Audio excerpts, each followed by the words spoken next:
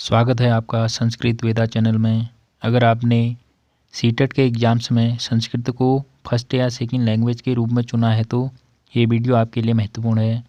इस वीडियो में जो बार बार पूछे जाते हैं उन प्रश्नों के बारे में पढ़ेंगे। चैनल पर पहली बार आए हो तो चैनल को सब्सक्राइब ज़रूर करिएगा। चलिए शुरू करते हैं। पहला क्वेश्चन है कविता पाठन पाठनस्य उद्देश्यम अस्ति। कविता पाठन का क्या उद्देश्य है? प्रशासनम आनंदम प्राप्तिश्च, कविता रचनायाः नियम ज्ञानम, कविताया व्याकरणगत रूप ज्ञानम। तो आपका सही आंसर हो जाएगा कविता पाठ का वाचन हम आनंद की प्राप्ति के लिए करते हैं, तो इसका ऑप्शन ए सही हो जाएगा। दूसरा क्वेश्चन है व्याकरण शिक्षणस्य पद्धति सन्ति। इनमें से व्याकरण शिक्षण की पद्धति कौन सी है? आगमन पद्धति, आगमन निगमन पद्धति या निगमन पद्धति। व्याकरण शिक्षण की आगमन और निगमन दोनों पद्धतियाँ होती हैं। करेक्ट आंसर हो जाएगा ऑप्शन बी। अगला क्वेश्चन है पूर्व ज्ञान परीक्षणम भवति। पूर्व ज्ञान परीक्षण होता है प्रभाव कौशल प्रश्नों का प्रस्तावना प्रश्न, खोजपूर्ण कौशल प्रश्नेषु। तो जो पूर्व ज्ञान परीक्षण होता है उसमें जो आपने बीएड में लेसन प्लान में बनाए होंगे प्रस्तावना प्रश्न, इनके द्वारा ही पूर्व ज्ञान का परीक्षण किया जाता है। अगला क्वेश्चन है कक्षायाम शोभनम वातावरणम कदा निर्मितम भवति। कक्षा का वातावरण कब अच्छा होगा? यदा छात्रा अनुशासितो भवन्ति, यदि जब छात्र अनुशासित रहेंगे। यदा शिक्षिका सम्यक पाठयन्ति, यदि जब शिक्षक रुचिपूर्ण तरीके से पढ़ाएगा। यदा छात्रा स्वतंत्रा भवति, यदि जब छात्र स्वतंत्र रहेंगे। तो कक्षा का वातावरण कब अच्छा रहेगा? जब शिक्षक रुचिपूर्ण तरीके से पढ़ाएगा। आपका आंसर हो जाएगा ऑप्शन बी। अगला क्वेश्चन है श्रव्य दृश्य साधनम वर्तते। इनमें से श्रव्य दृश्य साधन कौन सा है? ग्रामोफोन, दूरभाषवाणी, सूचना पट। तो दृश्य श्रव्य साधन इनमें से कौन सा है? वो है दूरभाषवाणी, यानी कि जो आपका मोबाइल फ़ोन है इससे आप सुन भी सकते हो और देख भी सकते हो। अगला क्वेश्चन है कस्याम पद्धत्यो शिक्षण मौखिक भवति स्म। तो कौन सा शिक्षण मौखिक शिक्षण इनमें से कहलाता है? परंपरागत पद्धति, पाठ्यपुस्तक पद्धति या अनुवाद पद्धति। तो कौन सी पद्धति में मौखिक पद्धति है? इनमें से कौन मौखिक पद्धति है? वह है परंपरागत पद्धति। प्राचीन काल में मौखिक रूप से ही सब पढ़ा जाता था, सब याद भी मौखिक रूप से ही किया जाता है, क्योंकि तब लिखने के कोई ऐसे साधन नहीं थे। तो इसे जो मौखिक शिक्षण है इसे परंपरागत पद्धति बोला जाता है। अगला क्वेश्चन है छात्राणाम शब्दावली ज्ञानवर्धनार्थम अधोलिखितेषु कथम प्रभावितम योजनाम स्यात्। तो इनमें से शब्दावली शब्दों के ज्ञान वर्धन के लिए कौन सी योजना सबसे उपयुक्त है? प्रस्तुत संदर्भानुसारम नवीन शब्द ज्ञानम अर्थानुमानम प्रत्येक नवीन शब्दार्थम शब्दकोश परामर्श है प्रत्येक नवीन शब्द प्रयोगेण सह वाक्य निर्माणम।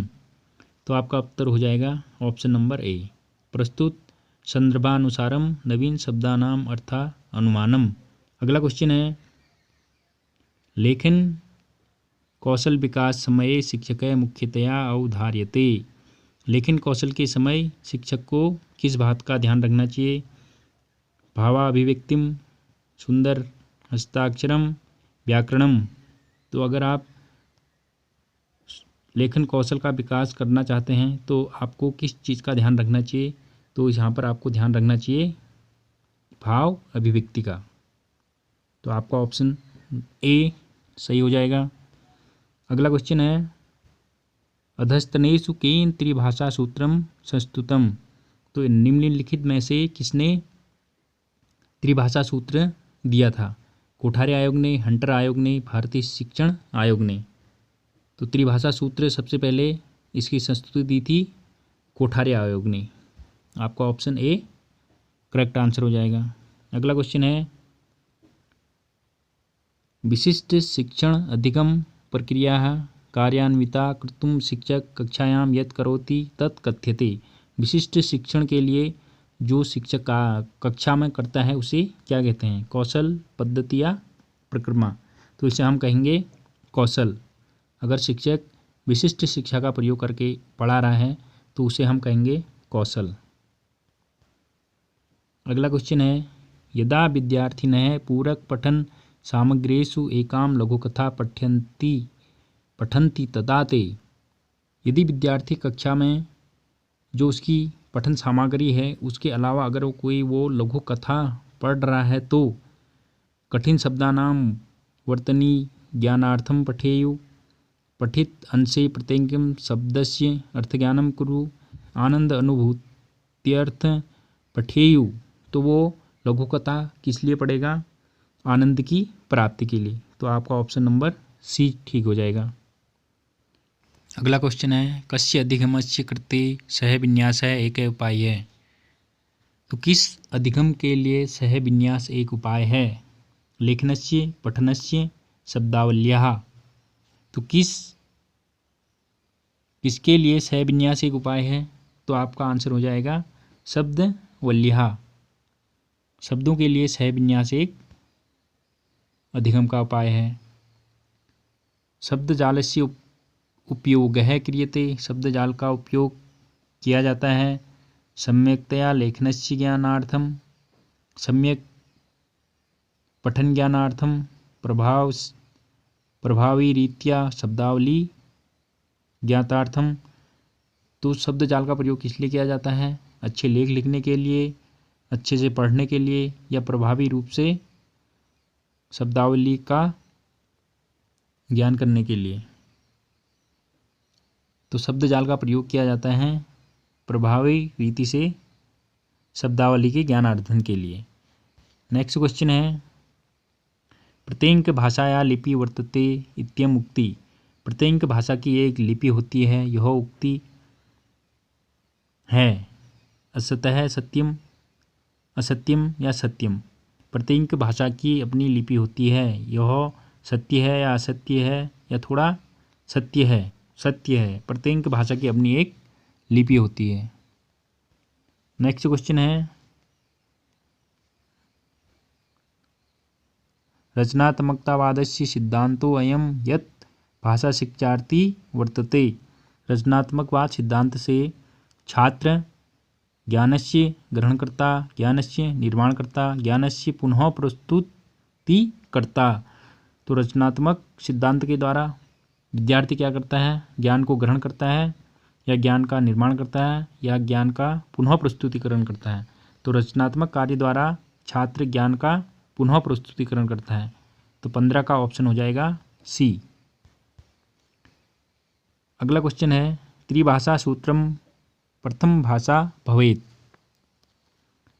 जो त्रिभाषा सूत्र है इसमें जो प्रथम भाषा है वो कौन सी भाषा है? मातृभाषा अथवा प्रांतीय भाषा, हिंदी भाषा या आंग्ल भाषा। तो जो त्रिभाषा सूत्र है उसमें जो पहली भाषा होती है वो होती है मातृभाषा। ऑप्शन नंबर ए ठीक हो जाएगा। अगला क्वेश्चन है लघुकथा श्रवण काले निम्नलिखितेषु कथं कार्यं पठन काले क्रिया कथितुं शक्यते। इनमें से कौन पठन काल की क्रिया कही जा सकती है? छात्रा युग्मेषु कार्यं कुर्वन्तु परस्परं च पठन्ति। छात्रा कवे जीवन वृत्तश्च विमर्शः कुर्वन्ति। छात्रा कथायां घटनाक्रमम् अनुमान्तुं परस्परं विमर्शं कुर्वन्तु। ऑप्शन नंबर सी ठीक हो जाएगा। अगला क्वेश्चन है निम्नलिखितेषु कथं काव्यशास्त्री विषयः नास्ति। निम्नलिखित में से कौन सा काव्यशास्त्री विषय नहीं है? काव्यशास्त्री विषय अगर आप काव्य में कौन सी शैली है, कौन सी भाषा है, कौन सा गुण है, ये सब काव्य शास्त्री विषय हैं। अब इसमें से बता रहा है इनमें से कि कौन काव्य शास्त्र का विषय नहीं है। उपमा, आकृति, चरित्र चित्रण। तो उपमा और आकृति काव्य शास्त्री विषय हैं जबकि चरित्र चित्रण काव्य शास्त्री विषय के अंतर्गत नहीं आता है। ऑप्शन नंबर सी आपका करेक्ट आंसर हो जाएगा। अगला क्वेश्चन है भाषा मूल्यांकनस्य किं मापनम उद्देश्यम अस्ति। भाषा मूल्यांकन का क्या उद्देश्य है। छात्राणां भाषा उपलब्धि, सहपाठिना तुलनायां प्रत्येकं छात्रस्य का उपलब्धि या छात्राणां भाषा दक्षता। भाषा मूल्यांकन का मापन हम किस उद्देश्य के लिए करते हैं। पहला है ऑप्शन छात्राणां भाषा उपलब्धि, दूसरा ऑप्शन है सहपाठिना तुलनायां प्रत्येकम छात्रस्य का उपलब्धि, तीसरा है छात्राणां भाषा दक्षता। तो आपका करेक्ट आंसर हो जाएगा छात्राणां भाषा दक्षता। छात्र भाषा में कितना दक्ष है इसका मूल्यांकन हम भाषा मूल्यांकन में करते हैं। अगला क्वेश्चन है अर्थमापन प्रक्रिया कस्मै परियोजनाय सशक्ता अस्ति। अर्थमापन की प्रक्रिया किस प्रयोजन के लिए सशक्त है। पहला ऑप्शन है व्याकरण नियमानां शिक्षितुं, दूसरा ऑप्शन है पाठ्य विशेषणेन सह व्याकरणस्य संयोजनाय, ऑप्शन नंबर सी है छात्रेषु शब्द संग्रह वर्धितुम। तो आपका ऑप्शन सी करेक्ट आंसर हो जाएगा छात्रेषु शब्द संग्रह वर्धितुम।